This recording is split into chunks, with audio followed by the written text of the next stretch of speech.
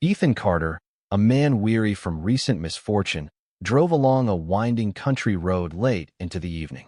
The remnants of a blistering sunset clung to the horizon, casting faint orange outlines over looming trees.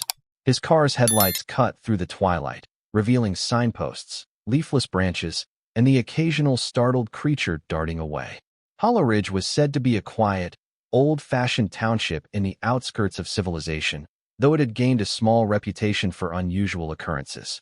Whether those stories were rumor or truth, Ethan did not know, nor did he quite care at that moment. He needed a place to stay, somewhere cheap, out of the way, and removed from the echoes of his old life. The divorce was fresh, its wounds raw. Every week, his finances grew more precarious. Then, as if by magic, he had stumbled upon a listing that sounded too good to be true. A 3-bedroom house for only $1,500 a month. The advertisement had been oddly formal yet enticing, specifying the presence of an elegant caretaker, as well as certain special conditions. But in his desperation, Ethan ignored the small print. Lightning flickered in the distance, highlighting the first battered sign welcoming travelers to Hollow Ridge. He turned onto an even narrower lane, the car's tires crackling on a gravel road, and soon found a small wooden post with the address he'd been seeking, 107 Meadowview Lane. The dark shape of a Victorian-style house rose behind the overgrown hedges, its windows like unblinking eyes watching him from behind cracked, old shutters. Ethan parked and felt a knot of anxiety forming in his stomach. The place was surprisingly large, 3 stories, with an imposing roof that soared into the star-pierced sky. Candles flickered in a window on the lower floor, suggesting someone was still awake inside. Pulling his jacket tight against the chilly breeze, Ethan approached. His heart pounded in his chest. Doubts began to swirl in his mind. This rent seemed far too low for a house of this size. Was there a hidden catch beyond what he had already surmised? He knocked on the front door, noticing a curious plaque set above the handle. It was bronze, with intricate swirls forming symbols he couldn't decipher. The door opened, silently and smoothly, revealing the figure of Madame Seraphis. She was elegant indeed, as the listing had mentioned, yet not at all in any human way. Her skin shimmered like polished amethyst, a soft, violet luminescence emanating from her slender frame. She wore a high-collared garment of shimmering silver cloth, and her eyes glowed softly with an otherworldly, mesmerizing light. "Mr. Ethan Carter, I presume," she said, her voice resonating with a subtle echo, as though 2 voices spoke in tandem. Ethan found himself nodding, swallowing the lump in his throat. He tried to manage a polite smile. "Yes, that's me. You must be Madame Seraphis." She stepped back in a welcoming gesture. "Indeed. Please, come in, come in. There is much to discuss, and the hour grows late." The interior of the house was both grand and haunting. Faded wallpaper adorned walls lined with gilded frames, each containing portraits of unknown individuals, some distinctly alien in appearance, with elongated faces and pointed ears, others appearing almost human. A soft glow emanated from crystal lamps in the corners, and the air smelled faintly of jasmine and something indescribably electric. Madame Seraphis guided Ethan into a drawing room where a large, plush armchair waited by a crackling fireplace. She sat opposite him upon a matching settee, her posture regal. A small end table between them carried a silver tea service and an odd, glass-like orb that pulsed gently with purplish light. Ethan tried not to stare at this orb, but found its rhythmic pulses unsettlingly hypnotic. "You will find," began Madame Seraphis, offering him a delicate cup of tea, "that this house, though grand, has been difficult to rent to those of your world.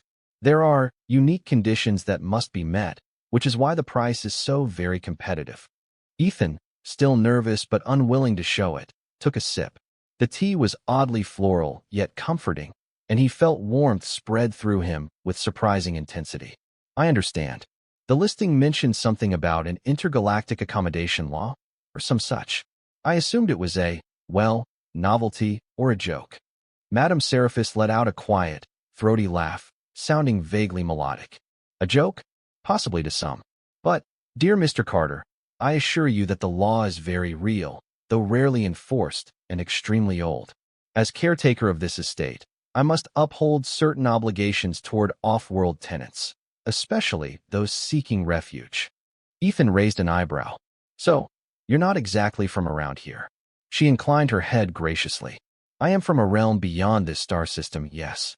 My duties are to protect and oversee the transitional lodging of certain refugees who come to Earth. And you, by signing the lease, would become a participant in that arrangement. His teacup trembled in his hand.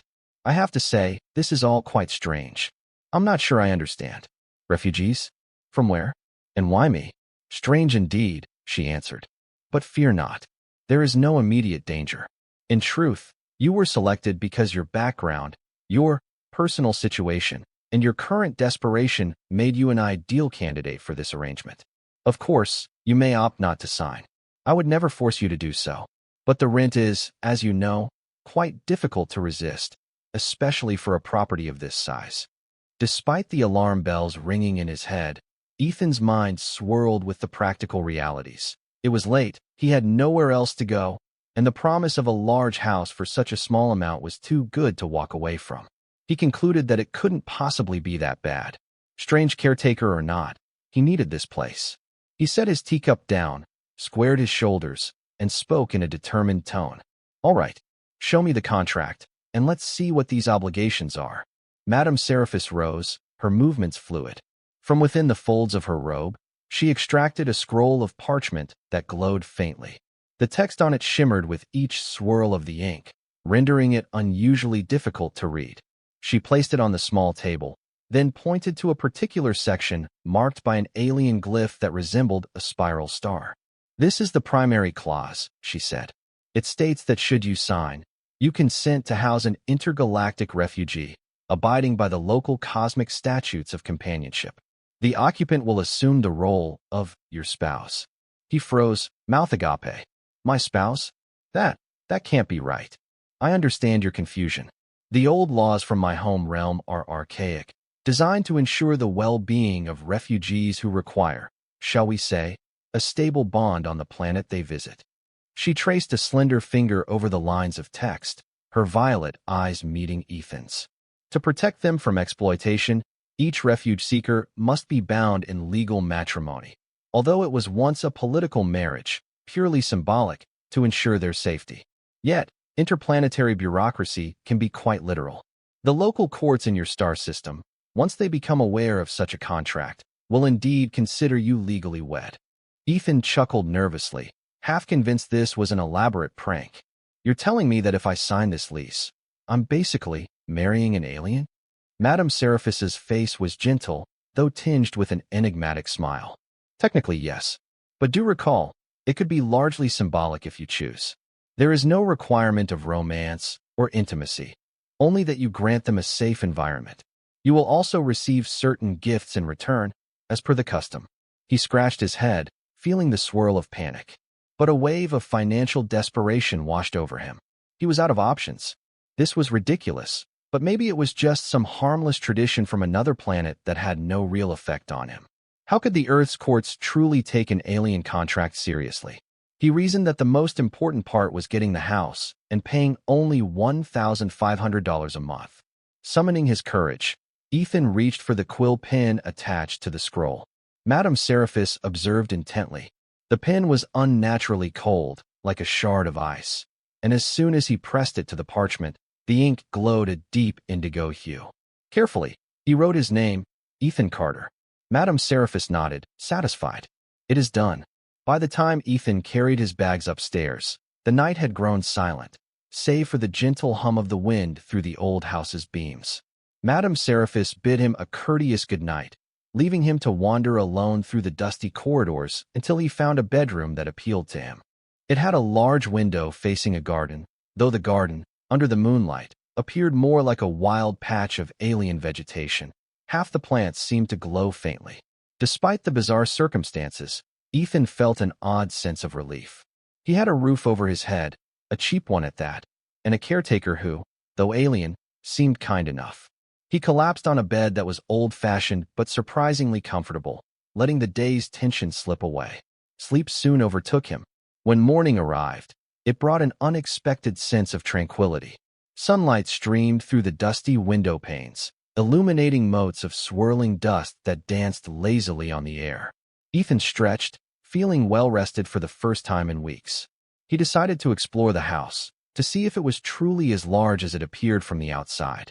The hallways were narrow, walled with portraits that seemed to watch him as he passed. The floors creaked, but the boards felt solid. A subtle warmth permeated the estate, almost as though the house itself were alive. He found a grand kitchen with a wood-burning stove, an elegant dining room with a chandelier of swirling crystals, and even a sunroom filled with peculiar plant specimens in glass containers. Then, just as he turned a corner near the staircase, he caught sight of a figure, a woman with long, shimmering hair, a shade akin to starlight. Her back was to him, and she seemed to be examining one of the paintings on the wall. "Hello," Ethan ventured. She turned, revealing features that were at once breathtaking and unmistakably alien. Her skin had a subtle, opalescent glow, shifting like a mother-of-pearl seashell. Her large eyes were violet, fringed with lengthy lashes.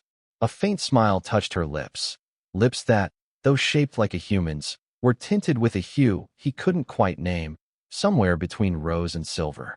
"Ethan Carter?" she asked softly, her voice carrying a faint melodic echo, much like Madame Seraphis's but gentler. He cleared his throat, heart pounding. "Yes, that's me. And you are?" A playful flicker of amusement crossed her gaze. "I am Zyra of the Ether Dominion. According to the ancient statutes of the Intergalactic Refugee Commission, and as witnessed by Madame Seraphis's caretaker oath, I am now." She paused, raising an eyebrow slightly. "Your wife." Ethan blinked rapidly, trying to recall everything Madame Seraphis had told him the night before. "Right. The contract. I didn't expect you so soon." Zyra extended a graceful hand, which shimmered with soft light. "I come in peace, Ethan Carter. Truly, I do not wish to impose. The arrangement is as much for my protection as it is for your benefit. I promise I shall do my best to remain unobtrusive." He hesitated, a maelstrom of thoughts whipping through his mind. "I appreciate that. But are you? How do I say this? Are you planning to live here with me? In the same house?" She inclined her head, her silken hair cascading over her shoulders like liquid moonlight. "Yes, that is required by the terms. However, I can keep to a separate room if that is your preference." Ethan exhaled slowly, steadying himself. "I just need a moment to wrap my head around this." Zyra stepped back politely, folding her hands in front of her. The motion was calming. She possessed a certain kindness about her, a gentle aura that eased his anxious heart despite the profound absurdity of the situation. Madame Seraphis appeared at the top of the stairs, her elegant voice drifting down. "I see you have met your betrothed. How lovely. Breakfast is ready in the dining hall if you would both like to join me." Ethan pinched the bridge of his nose. "This is all moving so fast." Zyra merely smiled, stepping past him to descend the stairs. "Come, Ethan Carter. Let us partake of the morning meal and discuss how we might best cohabitate in harmony." Still reeling, but with no immediate alternative, Ethan followed. Seated at a polished oak table in a sunlit dining room, Ethan glanced between Madame Seraphis and Zyra, who sat calmly across from him. The table was laden with dishes that appeared half familiar, half exotic. Eggs and toast side by side with vibrant fruit that glowed neon green, as well as a carafe containing a shimmering, pink liquid. Madame Seraphis poured the liquid into a glass for Ethan, explaining that it was a form of juice extracted from an alien plant, known to promote overall wellness. He sniffed it curiously, then took a tentative sip, finding it reminiscent of sweet citrus with a subtle tang. Zyra waited patiently, her posture upright, her violet eyes scanning Ethan with open curiosity. Every now and then, her cheeks would flush with an ethereal shimmer if their gazes locked. She seemed equally uncertain, though she hid it behind a poised exterior. Finally, Ethan mustered the courage to address the obvious questions. "So, Zyra, if we're married, is there some ceremony we're supposed to do? Or is it all official just like that?" A wry smile curved her lips. "In my culture, there would normally be a grand ceremony, a cosmic celebration complete with stardust blessings.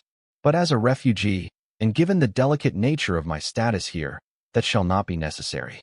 The contract, once signed, is recognized under the old cosmic laws and thereby recognized by Madame Seraphis's council. Earthly authorities may follow in due time, though it might be complicated. Ethan nearly choked on a piece of toast. Complicated? In what way? Madame Seraphis drummed her fingers lightly on the table, her amethyst skin catching the morning light. Let us say that interplanetary bureaucracy is seldom straightforward. Nevertheless, for the moment, you need only know that your arrangement stands.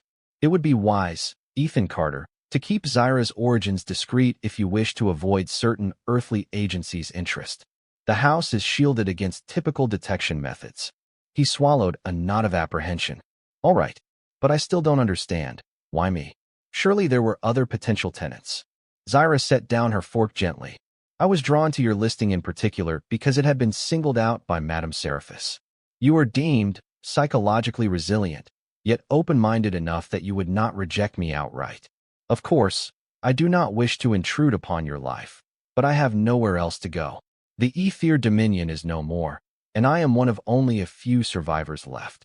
Her voice tightened with sorrow. Ethan felt a pang of empathy, the memory of his own losses, though trivial by comparison, stirring in him. I'm sorry to hear that, he said quietly. Your presence here, Ethan Carter, is the reason I am allowed safe haven on this planet. A gentle tension passed through Zyra's voice. Please, do not think that I take this lightly. A long moment of silence settled. Ethan glanced around the dining room.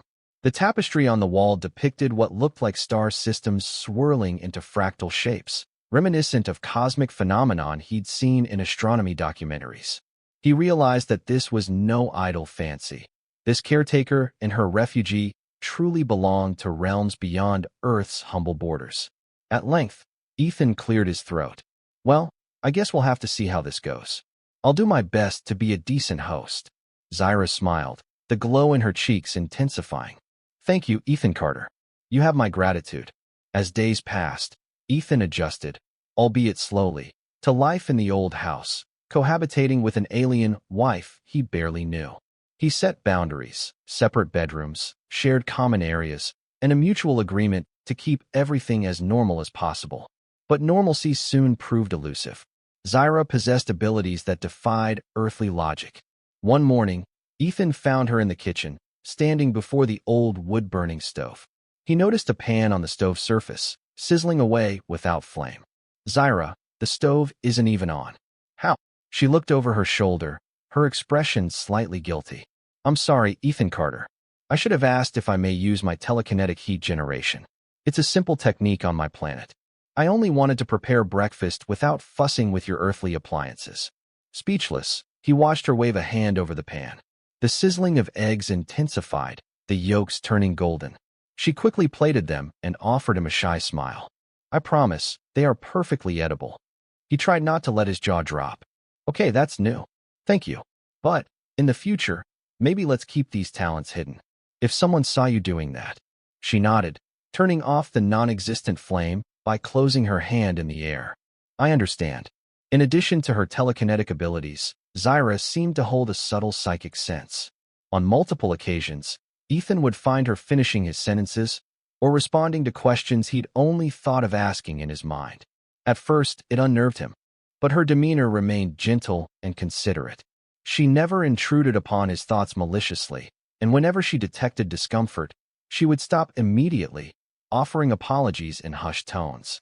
Despite himself, Ethan found her presence soothing. His initial fear of living with an alien bride was tempered by her gentle mannerisms and earnest desire to help. She even started cleaning the dusty corners of the house using some kind of energy field that lifted cobwebs and debris from surfaces. In time, Ethan felt a growing fondness. Not romantic, exactly, but the house no longer felt lonely, and her presence was more comforting than he cared to admit. Madame Seraphis would occasionally appear, gliding through corridors as though walking on air, offering cryptic guidance or checking on Zyra's well-being, but otherwise leaving them to settle into their new dynamic. Then, one Tuesday morning, as Ethan prepared to leave for his office job, something even more bizarre occurred. He typically worked as a network administrator at a small tech firm. That day, he found a note pinned to the inside of his car window, written in a delicate hand that was neither his nor Zyra's. Your synergy with the cosmic bride is noted. Expect changes in your daily reality. He looked around, spooked. No one was in sight. The morning air was crisp, the wind rustling dead leaves across the driveway. With a shudder, he crumpled the note. Perhaps it was a prank. Surely. But the notion of changes in daily reality made him uneasy. Ethan arrived at his tech firm, half hoping the day would unfold as a typical one, with petty squabbles over user tickets, endless lines of code, and the comforting hum of server rooms. But from the moment he stepped inside, he realized something was off.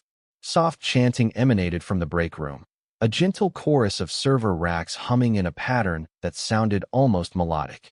Perplexed, Ethan set down his laptop bag at his cubicle, only to notice that the power indicator on his desktop computer was blinking in rhythmic pulses. Blink, blink, pause, blink, blink, pause, which curiously matched the hum from the break room. "Hey, Ethan," called his coworker, Marcia, from across the aisle. She had a dazed grin on her face, as though she'd just experienced a profound spiritual revelation. "Are you hearing that?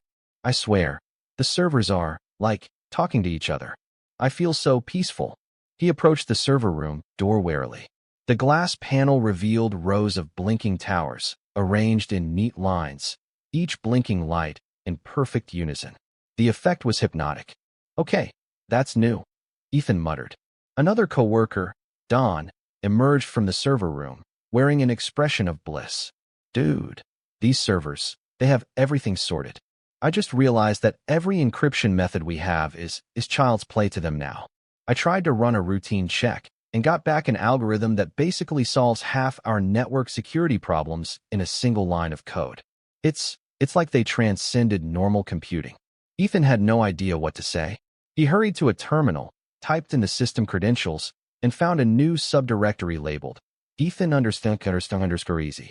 Inside that folder were lines of code that solved advanced cybersecurity problems with an elegance he had never seen. The chanting continued, faint but unmistakable, a hum resonating from within the hardware. The entire office seemed entranced. One by one, employees drifted to their desks, discovering solutions to old problems that had plagued them for months. No one was alarmed. Everyone was simply delighted. In a state of awe, Ethan tried to recall Zyra's parting words that morning.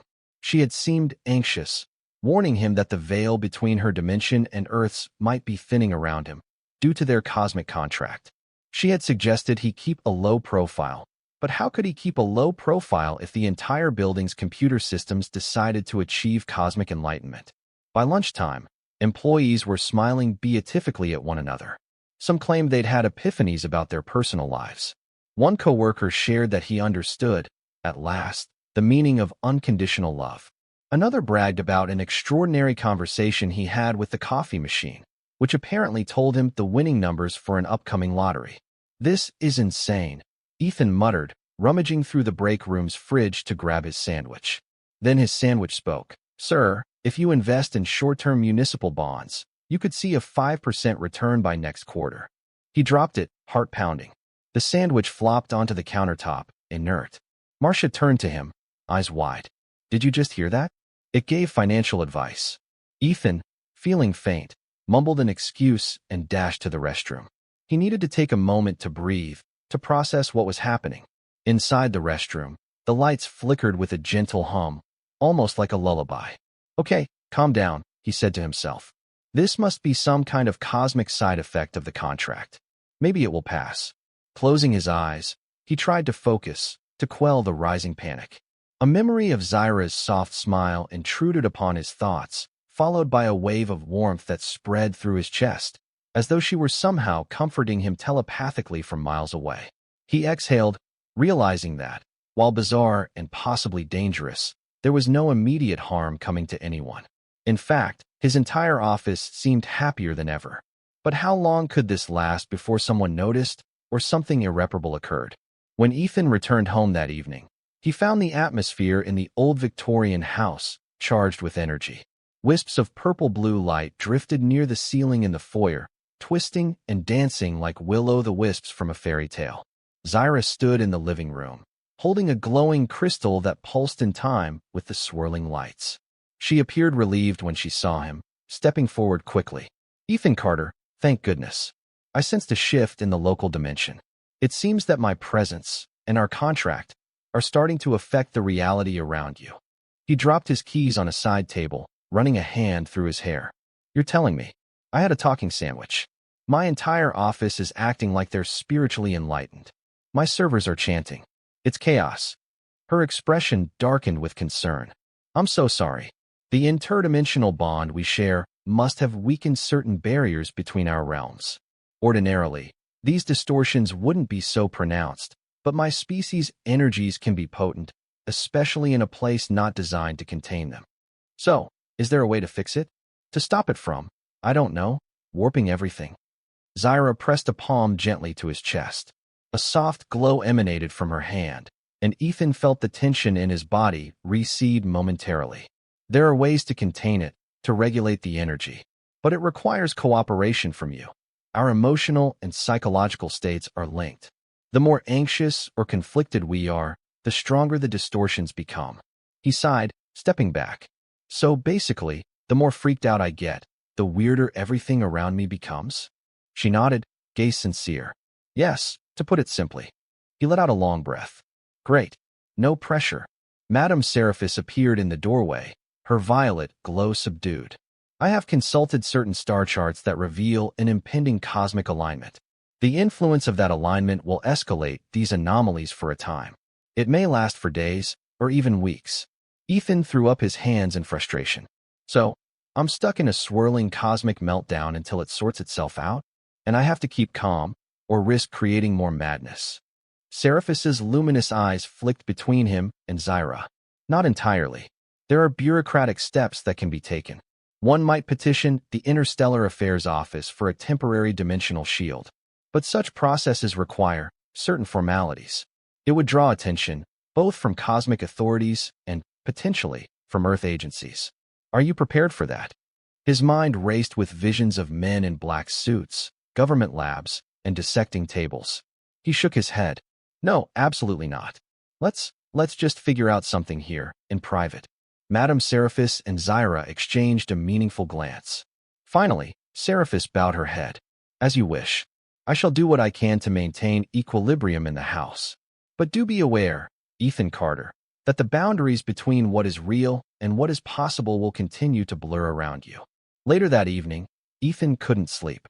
He paced the corridors, hearing faint whispers echo in the walls. He glimpsed swirling lights in the corners of rooms. Shadows danced in patterns that defied the rules of earthly physics.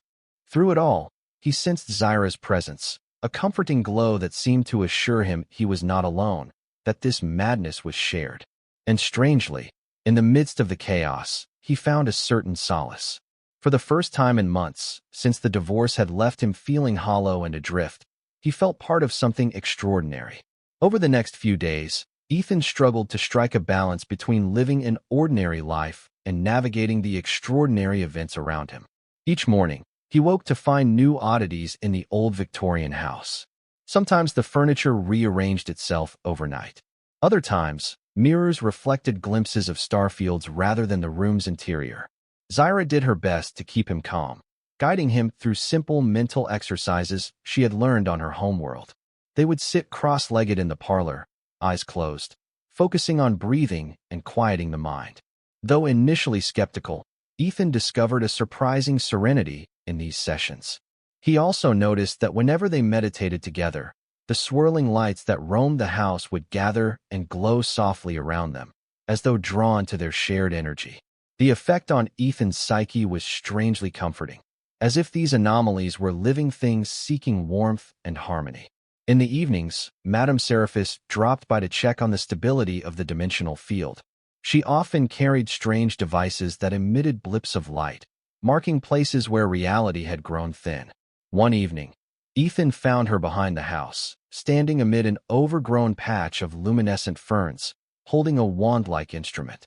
Bolts of violet lightning arced from the tip of the wand into the night air. "Is everything okay?" he asked, stepping cautiously forward. She turned her head, a grave expression on her face. "We are stable for now, but the cosmic alignment draws near." The energies building around this property may attract less benevolent forces. A chill crept over Ethan. Less benevolent forces? She gave a solemn nod. Rival factions to Zyra's people, unscrupulous collectors of exiles, or even opportunistic interdimensional creatures that feed on psychic energy. There are many threats in the cosmos beyond your star system's comprehension. He swallowed hard. How do we keep them out? The wards around this house are strong, but not invincible. We must remain vigilant. Madame Seraphis then raised her wand, releasing a burst of amethyst sparks into the sky. The crackling energy formed a translucent dome that shimmered briefly before vanishing. I have reinforced the shield for the time being. That will have to suffice. Ethan thanked her, though his heart pounded with worry. There was no turning back now. He was tied to Zyra by cosmic law and cosmic love, or at least cosmic duty. And if these so-called rival factions came knocking, he wasn't certain how he could protect himself, let alone an alien refugee who seemed more vulnerable than her powers might suggest. As the cosmic alignment approached, small incidents escalated into more overt phenomena. Ethan's once quiet neighbors began reporting strange lights over the house at night, curious illusions of swirling orbs dancing above the rooftop. One neighbor knocked on his door, swearing she'd heard angelic singing around midnight. Another complained of nightmares about alien faces staring in her windows. Desperate to maintain secrecy, Ethan feigned ignorance, apologizing for any noise. But behind closed doors, he and Zyra braced for the approaching storm. One afternoon, while Ethan was at work, an officious-looking agent in a black suit appeared at the Victorian house. Zyra answered the door, greeting him politely, though her heart hammered with fear. The man introduced himself as Agent Willis from an unspecified government bureau, brandishing a badge that glinted in the sunlight. "Ma'am, there have been reports of unusual activity around this property," he said, his eyes scanning her with unsettling scrutiny. "I'm here to ensure everything is, in compliance." Zyra did her best to feign normalcy. My husband and I have noticed nothing unusual. Could these rumors simply be neighbors seeing lights in the sky? There's a storm front predicted." He narrowed his gaze. "A husband, you say? May I come in?" But before he could press the issue, Madame Seraphis appeared in the doorway, her presence suddenly overshadowing the agent's. She offered him a gracious smile. "Good day, agent. I am the caretaker of this residence, Madame Seraphis. Might I inquire about your official reason for intrusion?" He fumbled with his badge, momentarily thrown off by her regal manner. We're following up on local reports of phenomena that could indicate a threat to national security." Her voice turned silken, her gaze holding his. "National security? My dear agent, do you truly believe a simple boarding house for travelers poses such a grand threat?" He rubbed the back of his neck, seeming uncertain. Well, I suppose not. Still, I must do my due diligence. My supervisors expect a thorough report." Madame Seraphis's eyes glowed faintly. "Be thorough, then. Enter, if you wish. But I promise you will find nothing amiss." He crossed the threshold, stepping into the foyer. Zyra withdrew into the parlor, her cheeks flushed with anxiety. Madame Seraphis led him from room to room, calmly pointing out mundane features, dusty corners, outdated fixtures, the musty smell of an old Victorian. The swirling lights and cosmic illusions had conveniently receded, as though Seraphis herself had commanded them to hide. By the time Agent Willis left, he appeared thoroughly confused, perhaps even a little charmed. He tipped his hat politely to Madame Seraphis and vowed to keep an eye on the place, though Ethan and Zyra would not hear about the incident until that evening. When Ethan returned and learned of the agent's visit, he felt the weight of dread intensify. Madame Seraphis simply shook her head. "He is no threat at this moment. Do not let fear consume you." Zyra slipped her hand in Ethan's. He felt the warmth of her touch and realized that, in some strange way, he'd become protective of her. She was no longer merely a cosmic arrangement. She was a friend, an ally, perhaps more. Ethan's own emotions grew tangled. On one hand, he felt exasperated by the endless barrage of weirdness, the risk of government involvement, and the cosmic meltdown that seemed to be intensifying with each passing hour. On the other, his heart softened toward Zyra, who genuinely strove to fit into a life far from her destroyed homeland. One night, he found her in the library, a small, dimly lit room filled with dusty tomes and an antique globe. She sat on the window seat, gazing at the starry sky, her eyes brimming with silent tears. "Zyra," he said gently, stepping forward. "Are you all right?" She blinked, wiping her cheeks self-consciously. "Yes, I miss my world, Ethan Carter. I miss the swirling skies of the Ether Dominion. I miss the music of the crystal dunes at dawn. I miss my family, my people. And now, I fear my presence may cause trouble for you." Tentatively, he placed a hand on her shoulder. "It's not your fault. I signed that contract of my own free will. Granted, I didn't quite understand the consequences." She gave a shaky laugh. "I know. Perhaps it was fate that brought us together." They sat there for a time, the silence filled with the ambient hum of the old house. At length, Ethan spoke in a hushed tone. "Zyra, if you had the chance to go back, would you?" Her voice trembled with longing. "Yes, I would try to rebuild, to restore what was lost. But that may never be possible. My entire star system is gone." He didn't know what to say, so he simply squeezed her hand. A tear fell onto her opalescent skin, shimmering like a tiny star. She leaned her head against his shoulder, and in that moment, an unexpected surge of tenderness welled up in him. He realized, with a jolt of astonishment, that he genuinely cared about her. Just then, a faint ring of violet light spiraled across the room, swirling around them like a celestial embrace.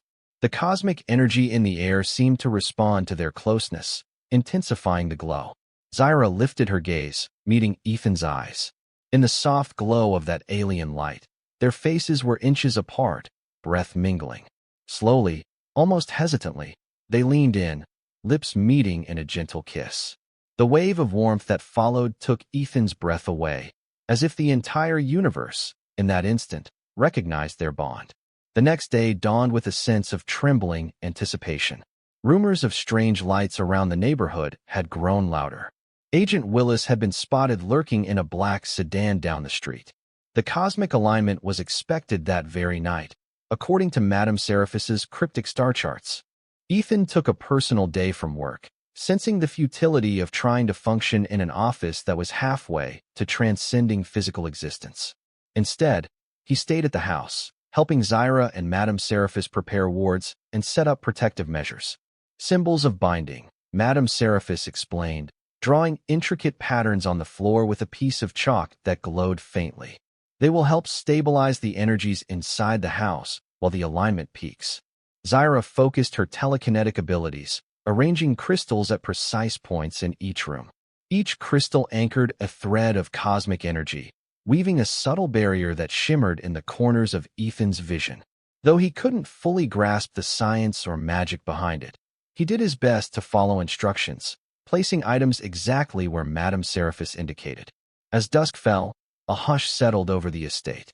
The sky took on an eerie hue, streaked with purple and green, as though the auroras had shifted far south.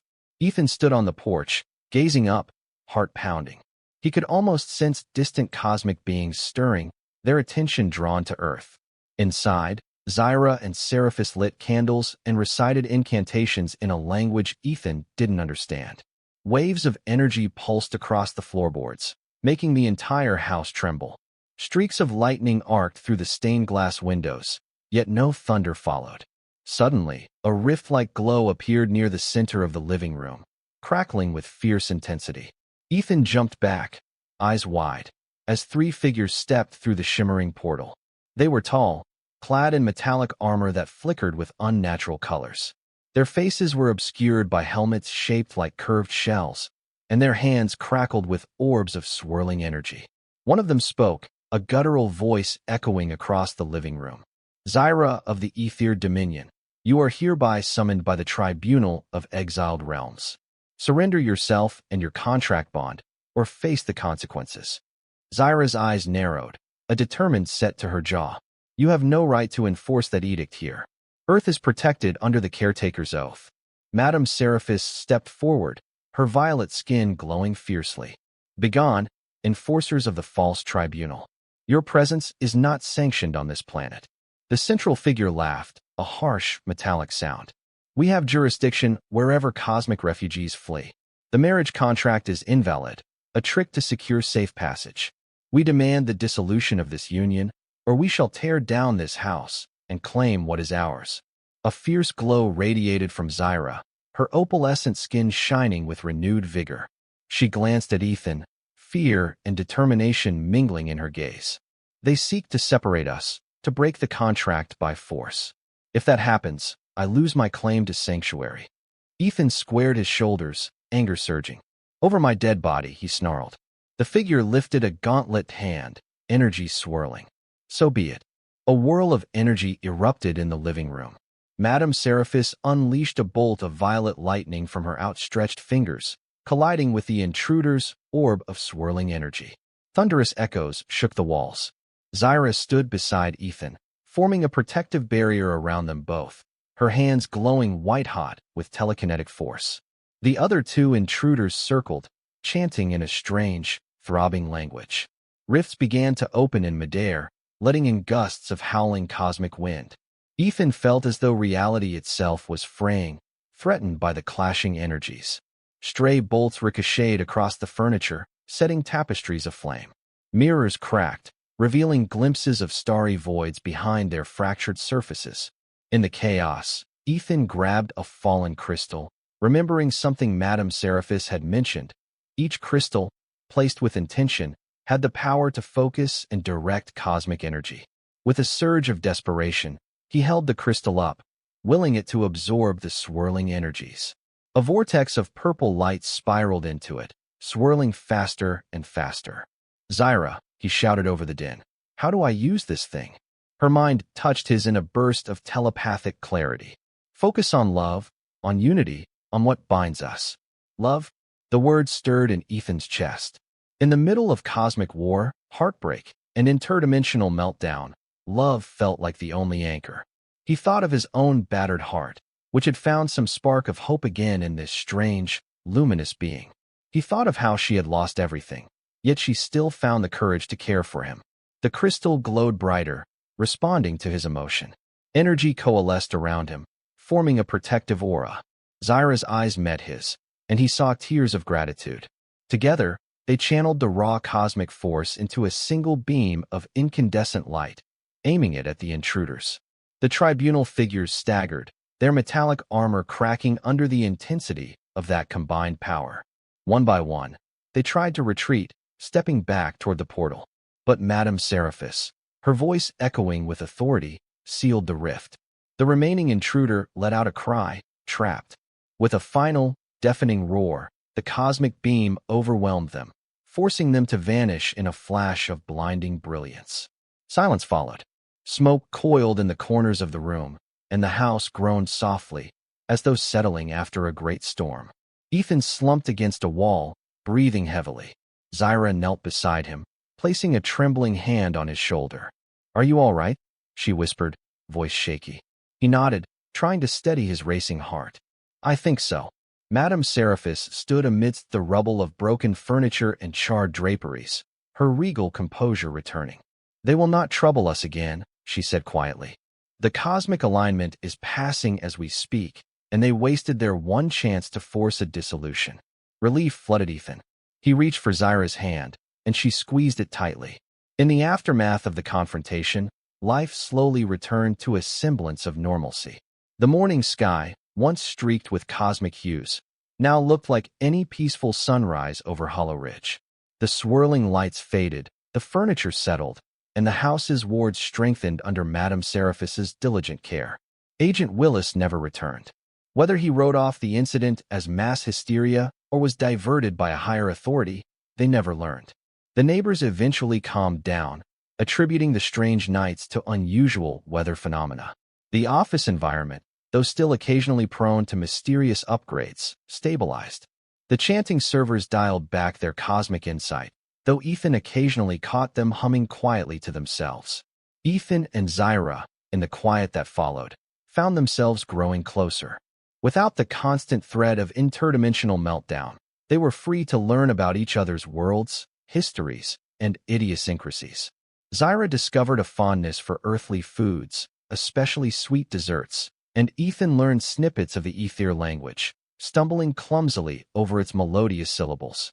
They spent lazy afternoons exploring the hidden corners of the old Victorian, uncovering secret passages and forgotten rooms, each containing relics of distant planets that Madame Seraphis had once hosted. They often spoke of traveling beyond Earth one day, perhaps to find other survivors of Zyra's people or to rebuild a new life in the cosmic frontier. But for now, they were content in their shared refuge, bound by a contract that had blossomed into genuine love. Eventually, Ethan realized he no longer simply tolerated his alien wife. He adored her, a feeling that sprouted from empathy, curiosity, and the gentle bond they had formed. And Zyra, who had once feared the unknown dangers of exile, now faced each new day with renewed hope, anchored by Ethan's steadfast presence. Late one evening, under the starlit sky, they stood on the old porch, arms wrapped around each other, gazing at distant constellations. A shooting star streaked overhead, lighting up the night. Ethan pressed a soft kiss to Zyra's temple, and she turned to meet his eyes. "I never expected to find happiness again," he said, recalling his bitter divorce, his lost sense of belonging. "But you gave me a new chance, a new home." Her luminous eyes shone, reflecting the stars. "And you gave me sanctuary, a place to start over, away from the ashes of my world." From within the house, Madame Seraphis's voice drifted through an open window, gentle and melodic, humming an ancient lullaby. The caretaker had done her part, ensuring the union would stand against cosmic forces. Now, in the peaceful hush of Hollow Ridge, two souls, one human, one alien, found that the greatest refuge was each other's embrace. They watched as the moon rose, silver light bathing the overgrown garden, illuminating the path leading away from the house. Somewhere in the night, cosmic watchers might still linger, but the threat had passed. Love, it seemed, had triumphed over fear, forging a marriage that defied dimensions. And so ended Ethan Carter's search for a simple, cheap rental. In the end, he found something far more priceless. A partner who brought wonders from beyond the stars, and a chance to begin anew with a heart now open to infinite possibilities. They would live on in that old house, tucked away in Hollow Ridge, protected under cosmic laws both strange and ancient, upheld by a caretaker from a distant realm. Together, they learned that sometimes, life's greatest challenges conceal its most miraculous gifts. And in the warm glow of the Victorians' lantern lights, Ethan and Zyra's story unfolded, a testament that the boundaries of love, once tested, are as boundless as the cosmos itself.